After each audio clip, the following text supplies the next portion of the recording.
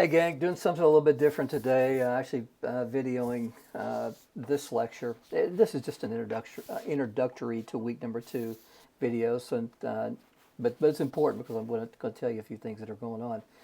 So I'm videoing from my office for reasons that I won't go into because it's not that important. Um, what what I want you to think about a couple of things. Okay, again, week number 2, you're going to have some videos coming up, and some of these videos I did in 2015 when I taught this class for the first time online, and I'm pretty content, pretty happy with the videos that I put up in some situations. So uh, uh, I edited them a little bit to try to get any reference to summer 2015 out of there, but in some cases I didn't. So if you're watching a video, for example, and I say, isn't it, a beautiful day out, 92 degrees today, and it just happens to be snowing, you got 6 inches of snow on the ground, don't think I've lost my mind. So, again, some of these videos were created 3 or 4 months ago. Guys, got three videos coming up this week. The first video is what I call numerical summaries.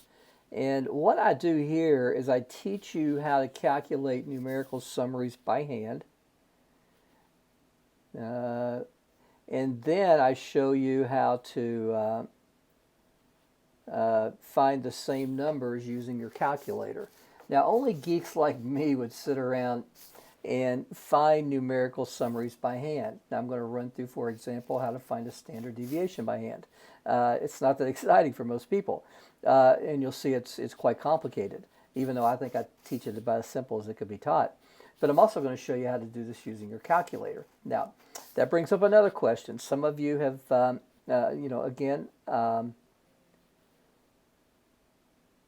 in one of the earlier videos, I told you that you need either a TI 82, 83, or 84 for the class, and a couple of you have contacted me about using a Casio or a Hewlett-Packard. Now, what happens, I'm not going to tell you can't use those, but if you've got an ounce of math anxiety, it's just a lot easier when I tell you, okay, to work this problem, we're going to hit the stat key, and then we're going to go over to test, and we're going to come down to number 5, and we're going to do a 1 prop z test, for example. And this is something that we'll learn probably about week 12. Well, if you've got a Casio or HP calculator, chances are some of those calculators do the same thing. They'll do what we call a 1 prop z test, but it's just harder to find, and you've got to figure that out on your own. So, guys, I'm not telling you that an HP or Casio, it's not that those aren't good calculators. They obviously are. It's just much easier in learning something as difficult for some people as statistics is, to have the same calculator that I have, so you can follow the same instructions that I demonstrate on these videos.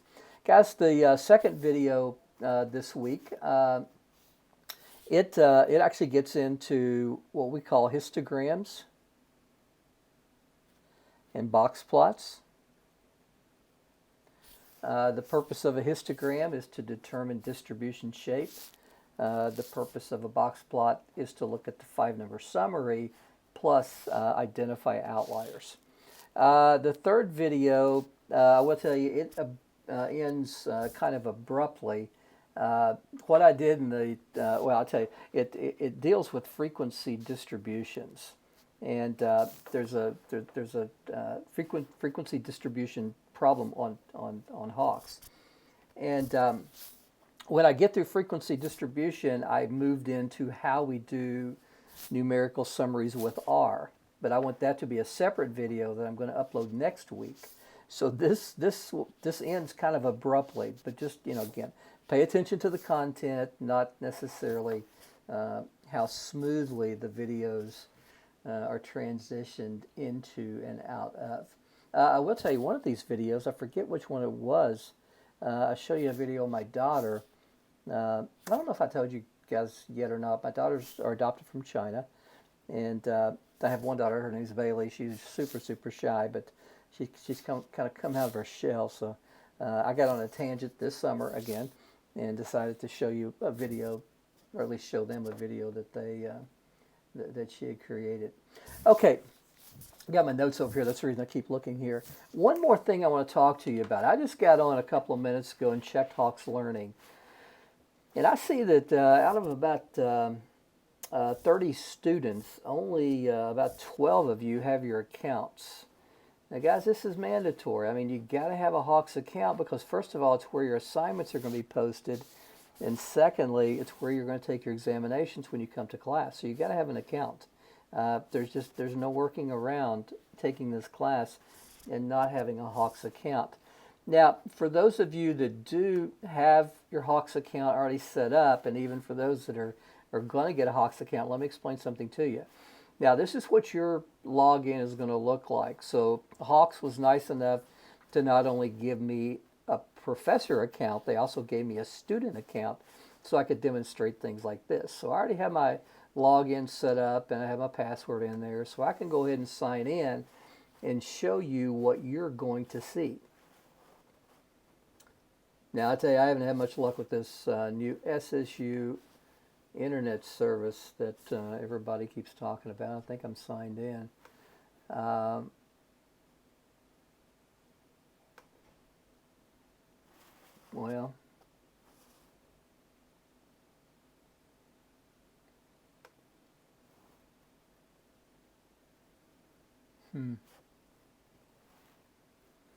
well, this is lovely.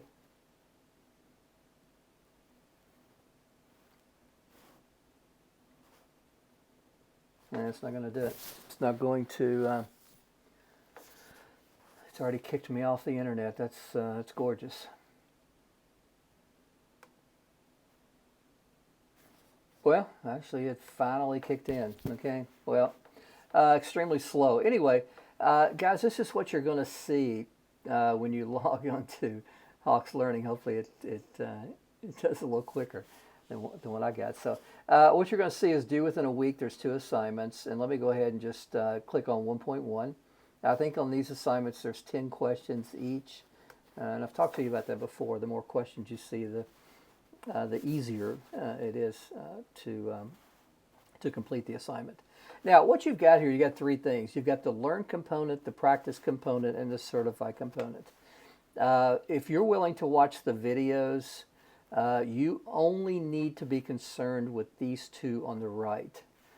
If for some reason my voice is just overly annoying to you and there's just no way you can sit down and watch the videos, if that's the case, I would recommend that you drop the class, but and take an on-campus course. Anyway, you can go into the learning component and learn the content of the problems that are you're required to work under Certify. But guys, for the most part, I want you to completely ignore this learn component over here because it does not apply, especially for those of you that are willing to watch the videos. This middle component, the practice component, what it does is it prepares you to take the question to work the problems that are in the Certify. So if you get something incorrect in practice, it's going to go through a step-by-step procedure explaining to you why you got the problems wrong, or the problem wrong. Now, here's the problem with that, and it goes back again to why you should watch the videos. I've been teaching this class a long time. I think I've taught it over 100 times here at Shawnee. I think I've told you that. I think I have ways of working problems, especially with the calculator, that are easier than the way they're demonstrated with Hawks. So if you will, for example, when we get into finding probabilities of normal distributions, I think the way that I do problems is, I don't even think, I know it is. It's much, much, much easier than the way that the book shows using these goofy tables. So, so anyway, if you get into practice, it's going to show you how to work according to the way the book has presented the problems. Whereas if you just go directly to Certify, work the problems the way I've demonstrated in the videos, I know it's easier. I know it is. You got to pay your dues. You got to watch the videos. But if you do that, you can, I think, jump directly to the Certify part. Guys, that's all I got.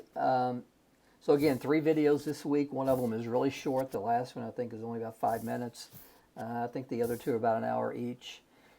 I will tell you the videos this week are a lot more enjoyable. I thought the videos last week were extremely boring.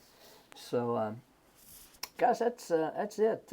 Hope you have a great week. And again, make sure you watch the videos. Make sure you get these 2 assignments. If I go back to the dashboard, make sure you get these 2 assignments turned in by Tuesday at 11:45. And pretty soon you're going to see, I think, maybe 1, 2, maybe even 3 assignments that'll be due the following Tuesday after Labor Day weekend. So, guys, have a great week.